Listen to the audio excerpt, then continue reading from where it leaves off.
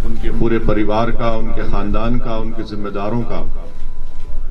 और मेरा मानना यह है कि इंशाअल्लाह ताला जनाब अतीक साहब की मजलिस में शमूलियत के बाद से यकीनन उत्तर प्रदेश मजलिस को एक तक़वियत मिलेगी और आने वाले विधानसभा के चुनाव हो या फिर फ्यूचर में हमारा पार्टी का जो काम है उससे यकीनन हमको उससे फायदा मिलेगा। तो मैं दिल की गहराइयों से बड़ी बहन भाभी का, उनके पूरे परिवार का वेलकम करता हूं और साथ ही साथ हमारे मीडिया के जो जिम्मेदारान हैं उनके जो अगर आपके सवालात हैं तो मैं उसको देने के लिए तैयार भी हूं और पूरी तैयारी के साथ भी आया हूं ताकि आप लोगों को कोई तकलीफ ना हो। अगर आप इजाजत दें तो मैं खुद ही बिस्मिल्लाह करता हूं, शुरू करता हूं। तो आपका जाहिर है पहला सवाल होगा हमारे भाई अतीक अहमद साहब के ताल्लुक से कि आप उनको ले रहे हैं, इनके खिलाफ केसेस हैं, फुला हैं, ये हैं।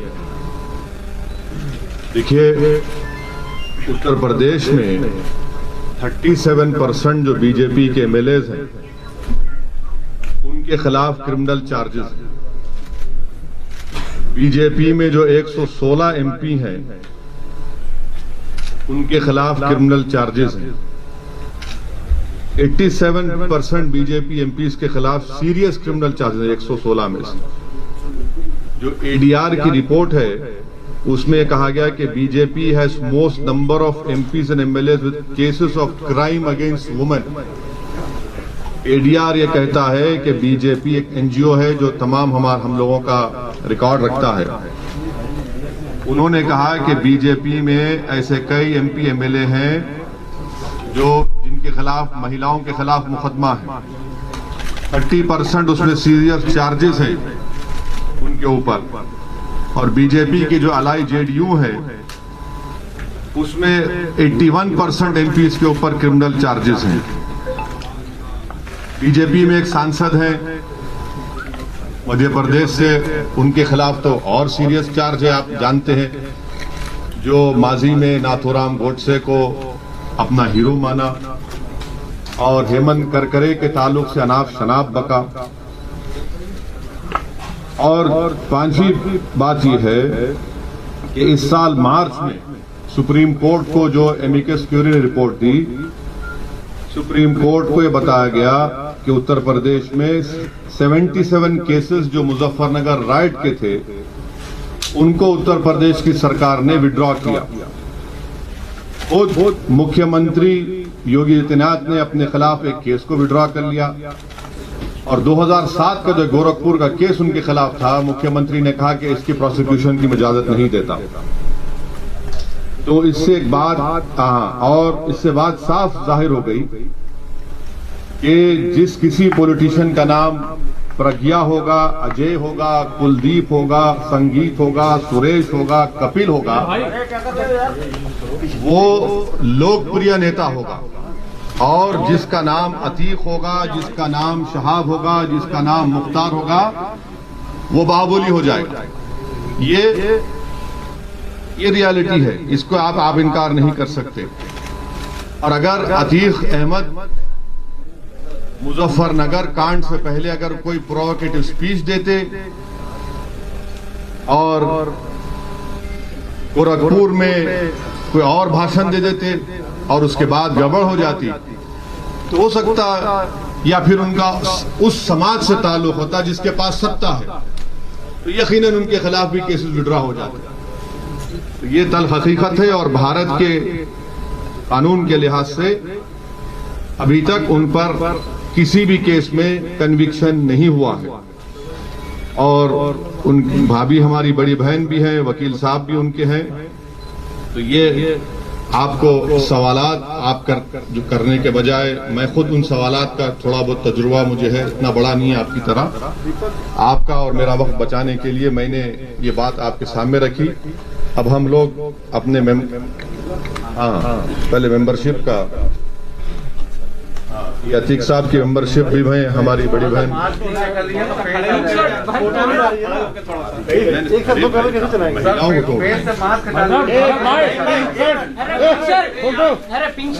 अतीक साहब की मेंबरशिप का दे रहे हैं। ये हमारी बड़ी बहन भाभी का भी मेंबरशिप हमारे और फिर पकड़ लेंगे। बिल्कुल बिल्कुल, आप जैसा अभी एक बार आप ले लीजिए हमारा, वो आपको आप देख लीजिए, आपकी बरादरी है। तो मैं अब हाँ इधर भी देख लीजिए।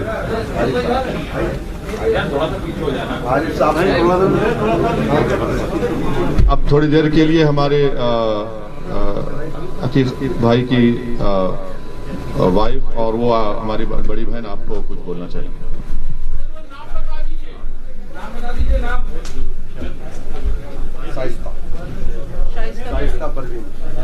अरे भाई पिंक शर्ट आप एक मिनट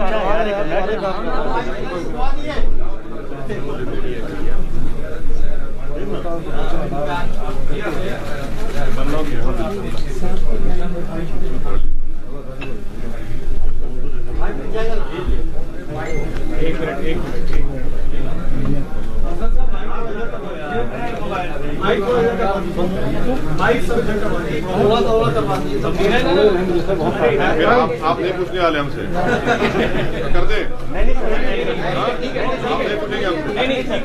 तो अगर आप हमसे नहीं पूछे जाए तो माइक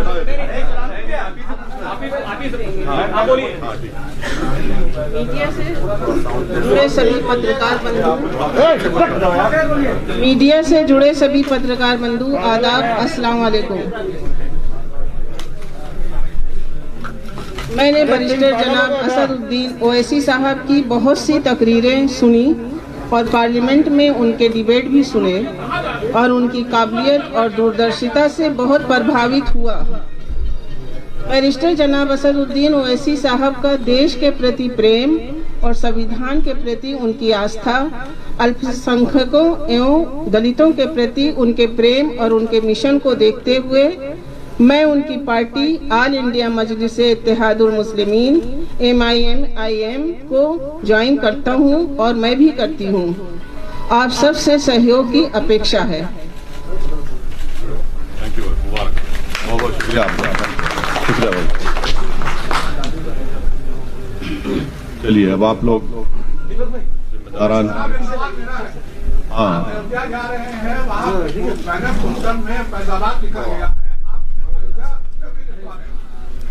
लिखेंगे। डिस्ट्रिक्ट है, अयोध्या लिखा है उसमें, हमारे शौकत साहब पीछे खड़े हैं, प्रेसिडेंट अयोध्या लिखा है। नहीं, अरे क्यों, अरे भाई फैजाबाद पार्लियामेंट कॉन्स्टिट्यूंसी में अयोध्या आता नहीं आता है ना, क्यों नहीं मानेंगे। समाजवादी पार्टी के विधायक, उनका कहना है कि विधानसभा में एक प्रेयर कक्ष होना चाहिए। तो इस तरीके से अभी बांट देना भाई। झारखंड में एक, अरे भाई वो ये इरफान साहब कौन सी पार्टी के हैं? पहले उनसे ये पूछ लीजिए कि अखिलेश यादव की राय क्या है।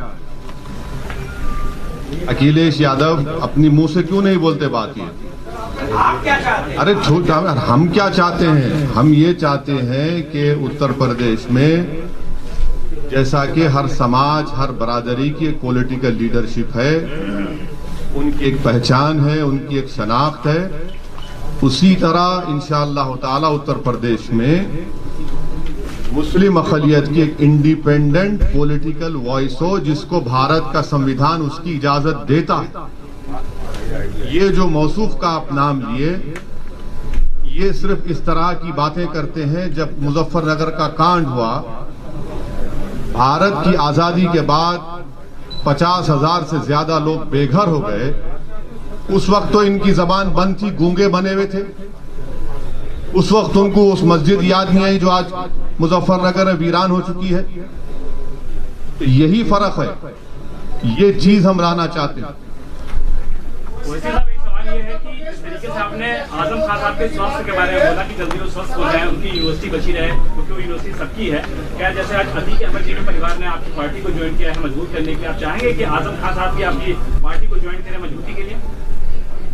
देखिए, मैं जो आजम खान साहब के बारे में कहा था उस पर आज भी कायम है।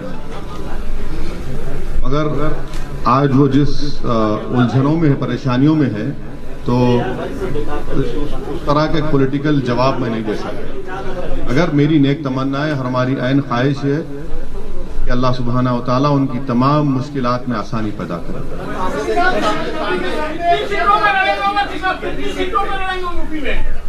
हमारे उत्तर प्रदेश के प्रेसिडेंट जनाब शौकत साहब ने पहले ही आप लोगों को बताया है कि हम लोग आने वाले विधानसभा में 100 सीट पर लड़ने की पूरी तैयारी कर रहे हैं।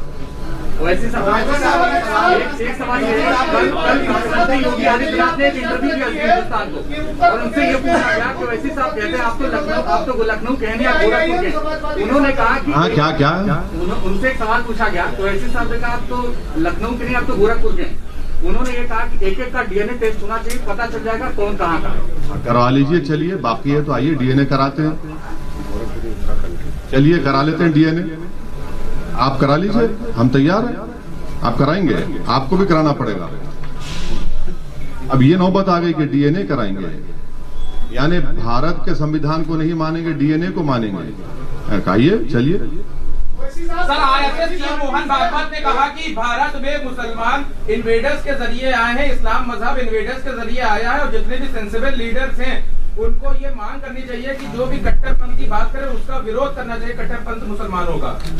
ये गोल मोल की बात हमेशा भगवत करते हैं।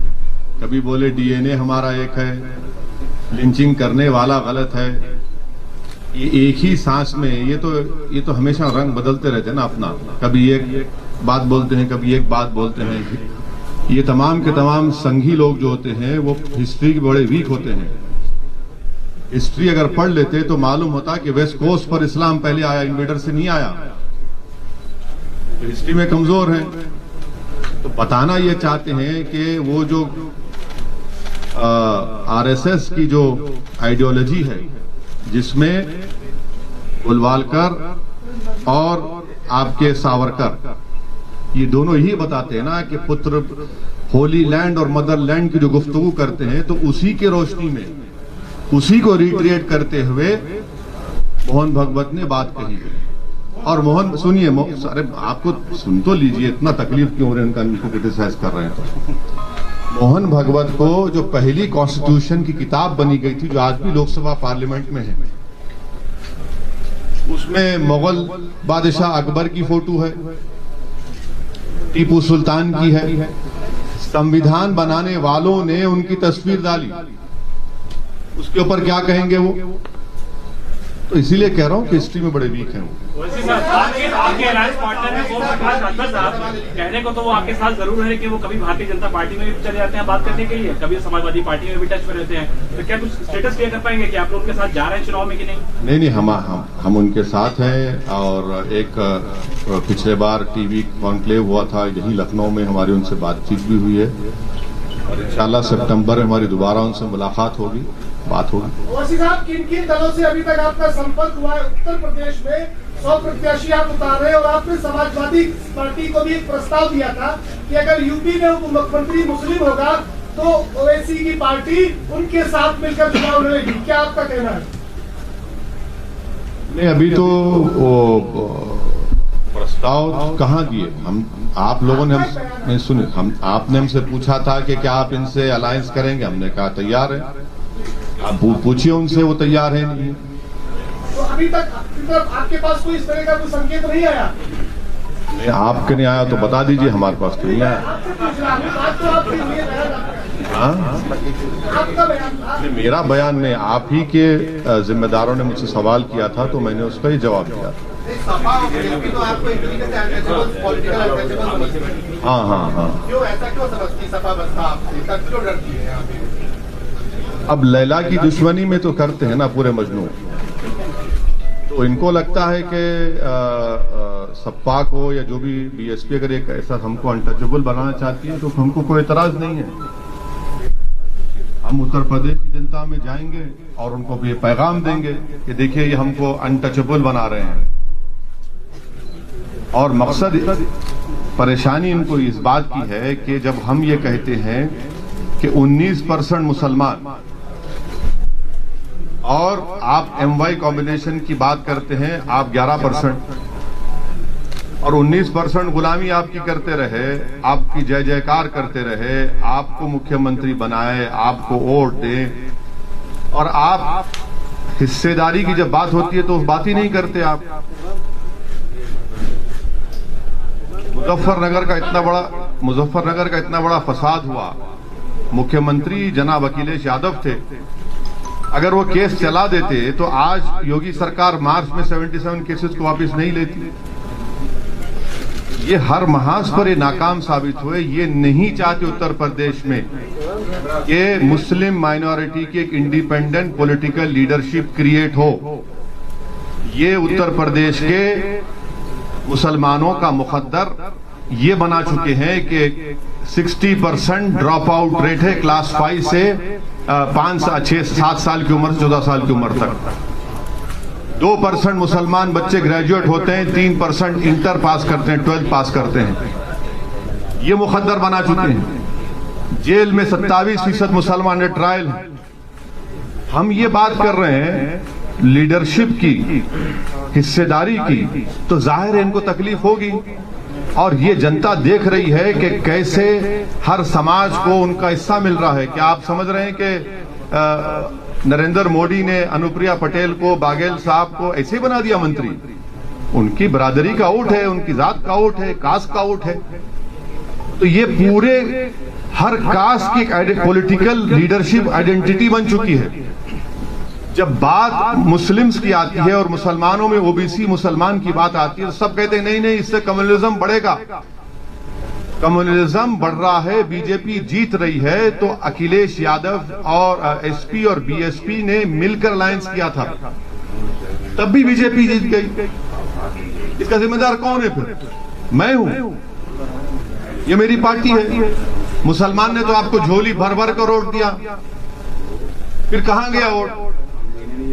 क्यों नहीं जीत पाए? आज एक एग्जाम्पल